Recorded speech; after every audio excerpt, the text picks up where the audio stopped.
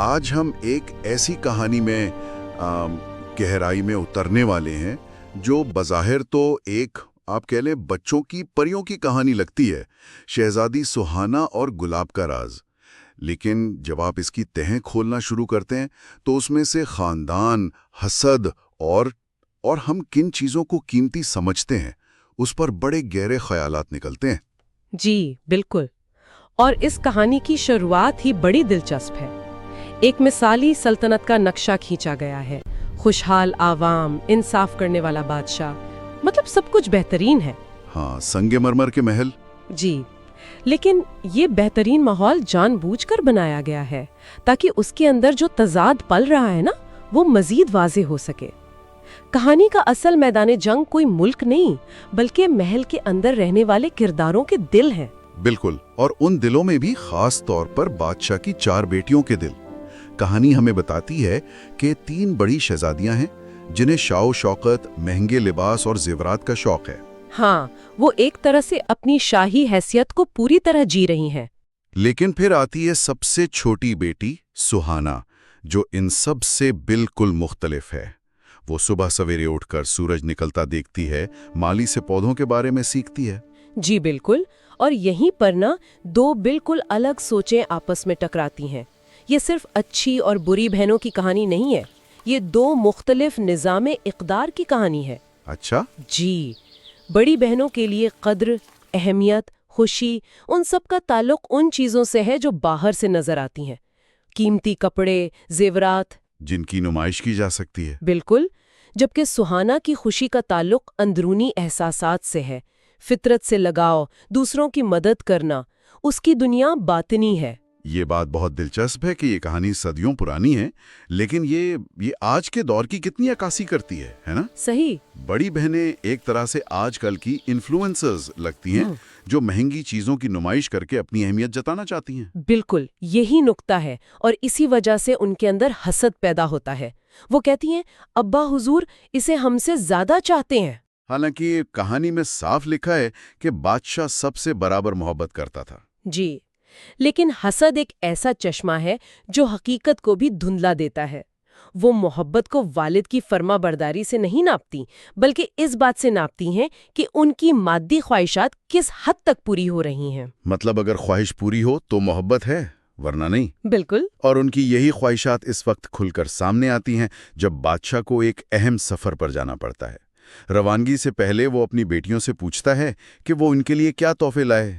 پہلی کہتی ہے زمرد کا تاج، دوسری ہیرے جڑا ہار، اور تیسری سونے کے کنگن۔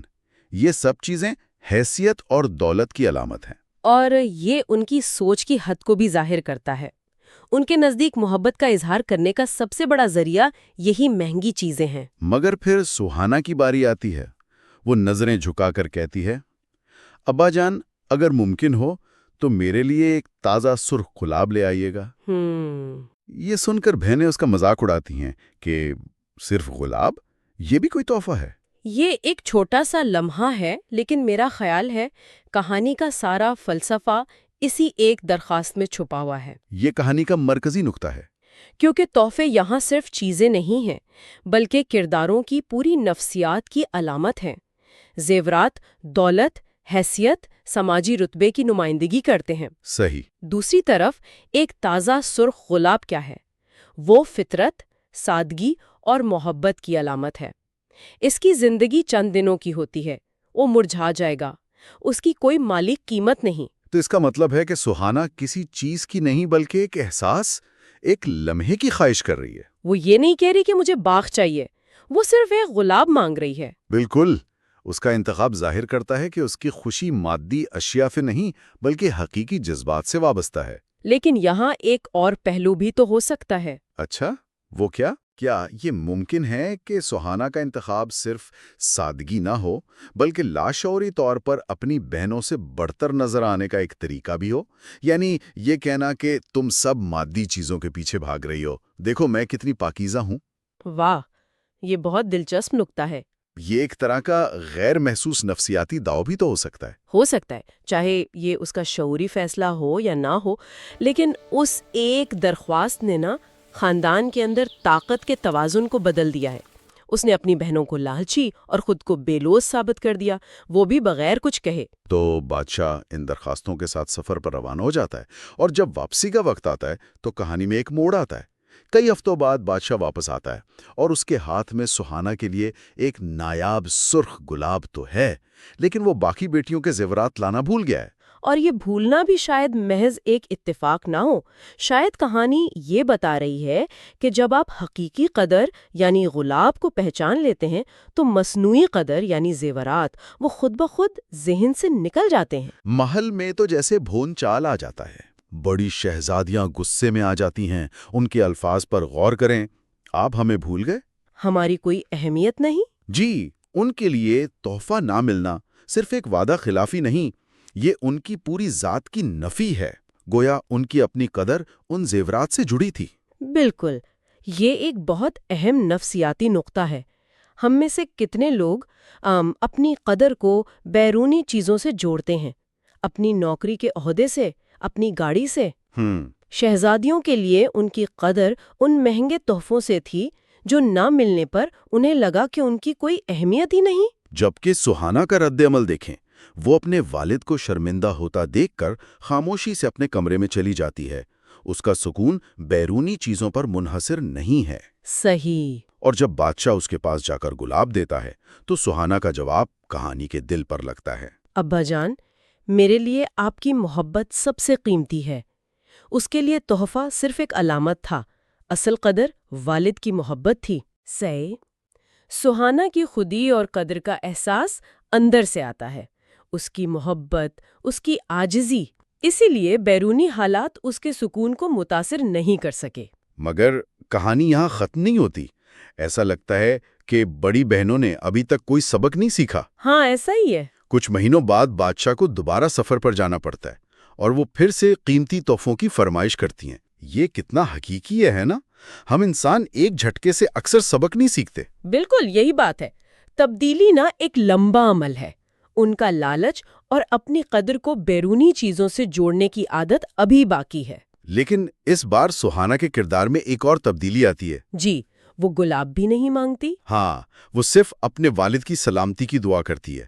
ابا جان، اللہ آپ کو سلامت رکھے، بس یہی دعا ہے۔ اس کی خواہش اب کسی چیز سے نہیں بلکہ صرف اپنے باپ کی خیریت سے جڑی ہے۔ بالکل، اس نے اپنی خواہش کو مادی دنیا سے مکمل طور پر پاک کر لیا ہے۔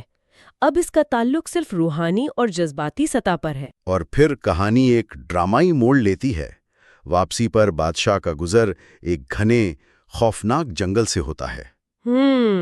ماحول اچانک بدل جاتا ہے۔ کالے بادل، تیز ہوا اور پھر ایک خوفناک کالا چمگادڑ جو ایک دیوے ہیکل جن کی شکل اختیار کر لیتا ہے۔ جی، اور یہ جو بیرونی خطرہ ہے نا، اسے محض ایک ویلن کے طور پر نہیں دیکھنا چاہیے۔ میرے خیال میں یہ جن محل کے اندر پلنے والی منفی توانائی کا جسمانی ظہور ہے۔ واہ، یہ تو بالکل نیا زاویہ ہے۔ مطلب بہنوں کا حسد، ان کا لالچ۔ جی، ان کی مادی پرستی اتنی زہریلی ہو چکی ہے کہ اس نے محل سے باہر کی دنیا میں ایک حقیقی عفریت کو جنم دے دیا ہے۔ یعنی ہمارے اندر کی برائیاں ہمارے ارد گرد کے لوگوں اور ماحول پر بھی حقیقی اور خطرناک اثرات مرتب کر سکتی ہیں۔ بالکل، کہانی یہی دلیل دے رہی ہے۔ جن بادشاہ کو جادوئی زنجیروں میں قید کر لیتا ہے، اور یہ زنجیریں بھی علامتی ہیں۔ اور جب لگتا ہے کہ سب کچھ ختم ہو گیا، عین اسی وقت ایک نوجوان شہزادہ فہد جو شکار کے لیے نکلا تھا وہاں پہنچ جاتا ہے۔